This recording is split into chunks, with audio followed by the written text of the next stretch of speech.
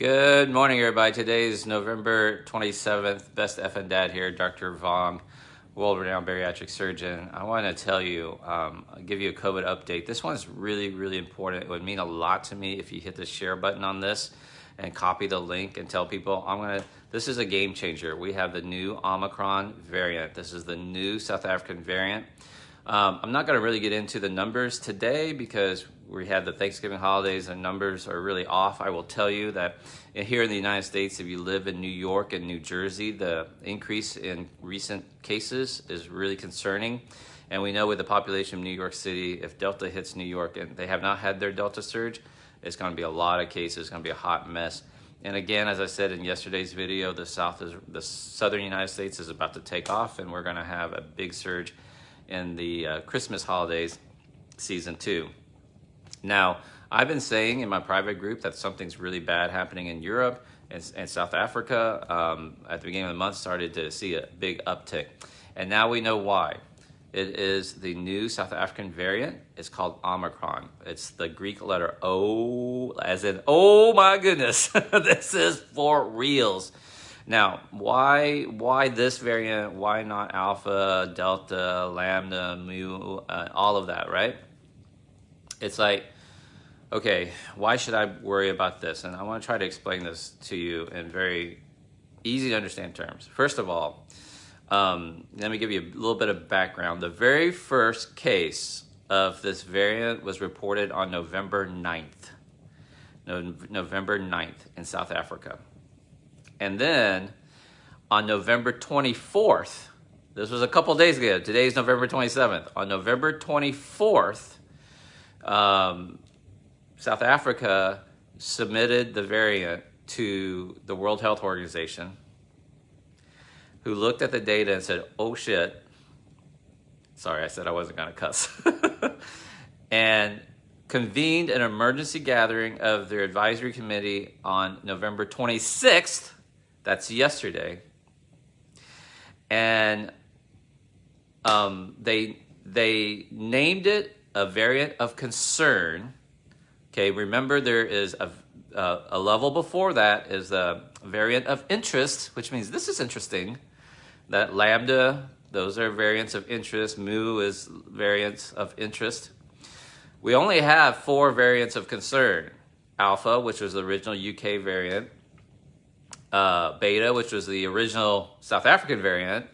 Gamma was the Brazilian variant. And then Delta, which was the Indian variant. Okay, those are the only 4 variants of concern. Now, after one meeting, they jumped Omicron all the way past interest into a variant of concern. So this is our 5th variant of concern, letter O, Omicron. Okay, now they met, so it was submitted on November 24th. They met on November 26th. They made their recommendations. World Health Organization adopted it, and check this shit out.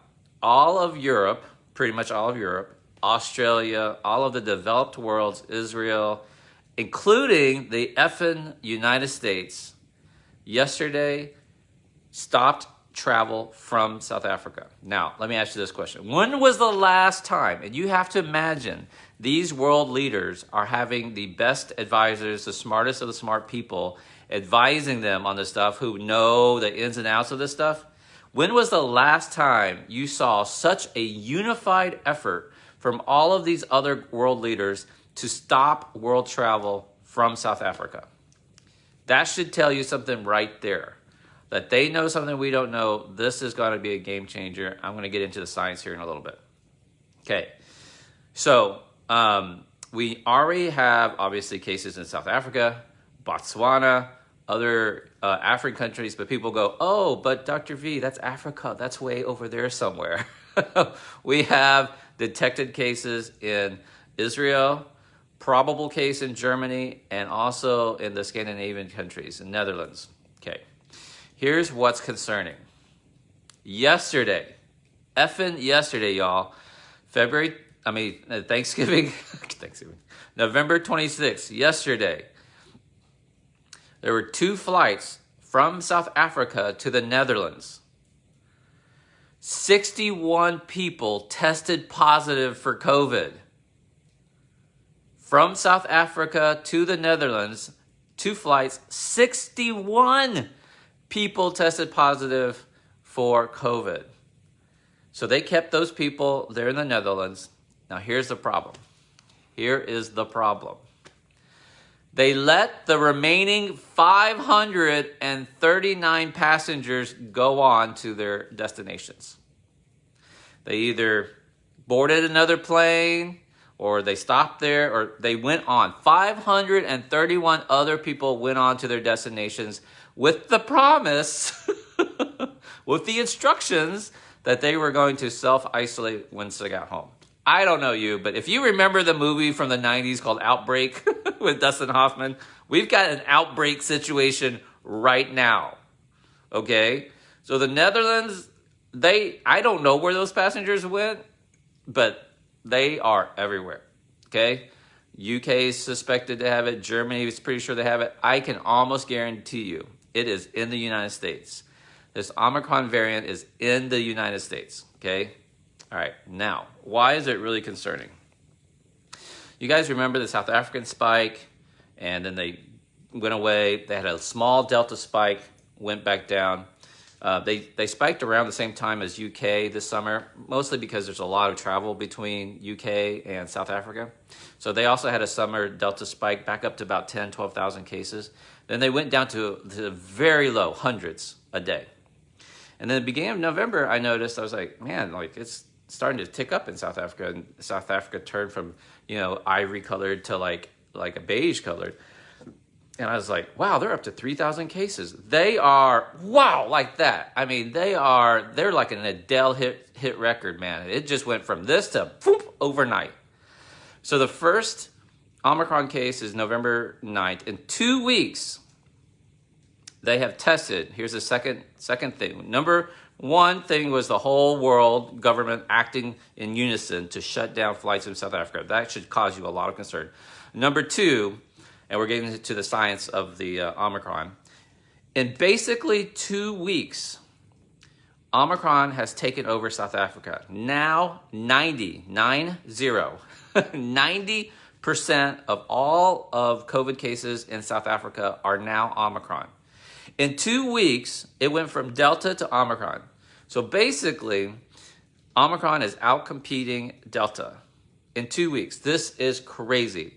This did not happen with the UK variant. This did not happen with Gamma, Beta. Even Delta took months. It took months to take over. Remember, Delta was discovered in India back a year ago, pretty much. God, it's been 2 years, right? It's crazy. And remember, India had that big surge, and then it didn't make. We had to do the UK variant in the spring here in the United States, and we didn't get the Delta until the summer and fall. We are right now in the midst of our Delta surge. And so Omicron, so it took months, 10 months for Delta to take over. Omicron has done it in 2 weeks in South Africa. That is way concerning. Number three, why you should be worried. Omicron has 32 mutations on the spike protein. 30 effing 2. I told you I was going to keep it clean.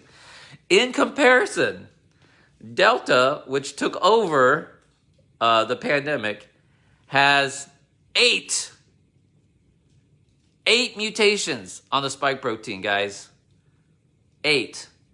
And Omicron has 32, 4 times the mutation. But Dr. V, you talk about mutations all the time. These viruses undergo mutations. I know, I've done videos on mutations.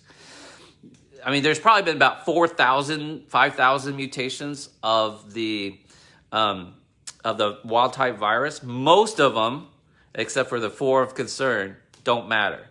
And the example I've used in the past is, imagine you have the book War and Peace. Huge book, and most mutations will be like a missing T, or there should have been a T, but there was an H. It was a small typo in one letter, right? And some mutations might be a whole missing word, but that word, I mean, it's still War and Peace. It's only one missing word. And it could be even so bad that it's a missing sentence. But even if it's a missing sentence, you don't, it's still War and Peace, right? So now with these variants of interest, Lambda, for example, now you might be missing a whole page, which is like, whoa, that's weird, right? So now what's happened with Omicron? 32 mutations on the spike protein. And this will lead to my talk about vaccinations. 10 of them, 10 of the 32 are on the receptor binding region. So imagine this is the spike protein, and this is your lung cell, the ACE receptor cell, type 2, type 2 lung cell. I've done videos on this. And let's say the spike, like this section, my knuckles, are the binding region of the spike protein that recognizes this receptor. There's been 10 mutations along the binding part, which now we think, because we're not sure yet, is helping the Omicron to get to attach tighter to your receptor cells and also make its way into the cells faster. Now, we have yet to know, what about replication times, viral load times? We don't know that data yet, okay? But because the Omicron can now adhere faster and tighter to the receptor cells, it's more likely to evade your initial immune system. All right. Here's the last concerning thing. 32 mutations, number 3. Number 4, the last concerning thing. The currently used PCR tests recognize certain protein sequences, right? Not protein, genomic sequences in the virus. That's how they know what is a wild type, what is a variant, etc. So the currently used PCR test still will pick up the Omicron. Here is the game changer. There is one PCR test widely used which recognizes 3 sequences of SARS CoV-2, and in Omicron, one of those is no longer detected. I'll say that again. There is a widely used PCR test picking up SARS CoV-2 that uses 3 recognized sequences. If you get these 3 sequences, you have SARS CoV-2. One of those sequences is no longer recognized by the test. In other words, Omicron has changed enough that one of the recognized sequences is no longer recognized. That's effing crazy. This is like a burglar who dyes his hair, shaves it. I mean, this is a burglar who gets plastic surgery on his face and you don't recognize him anymore. I mean, if Delta was a burglar who shaved his head or dyed his hair blonde, Omicron is a burglar who had plastic reconstructive surgery on his face. It's like Nicolas Cage movie, like Face Off. You don't recognize him. Okay, this is really bad. In the book analogy, all the other mutations might be a typo, a missing word, a missing sentence. Omicron is a missing chapter. A missing chapter, guys. This is bad. So if you're reading War and Peace and you get to chapter 4 and then you turn to the end of chapter 4 and it says chapter 6 and you go, where the hell's chapter 5? You know something is funky about that book. This is bad. So I'm going to have to continue. I'm going to have to restart doing these daily COVID updates until we figure out what's happening with Omicron. For right now, we do know that the vaccinations remain effective against these variants, definitely Delta, and most likely Omicron. I will tell you, early data coming out of South Africa, the efficacy of the vaccines have dropped to about 75%. So it still gives you good protection, but it's gone from 90, 95% down to 75%. So that's early data. We have to keep an eye on this. We do not yet know if this makes people sicker, if hospitalizations are higher. We don't know that. We are pretty sure it's more contagious. Next one. And early data says it appears to be in younger people and children. So this is very concerning. Hopefully, illness is not as bad. Like, that's called virulence. Hopefully it's not more virulent and it's just more contagious, which in the virology world is kind of ideal for a virus. You can't kill off your host too fast. That's the problem with Ebola. Ebola is too virulent. It kills its host before it can replicate.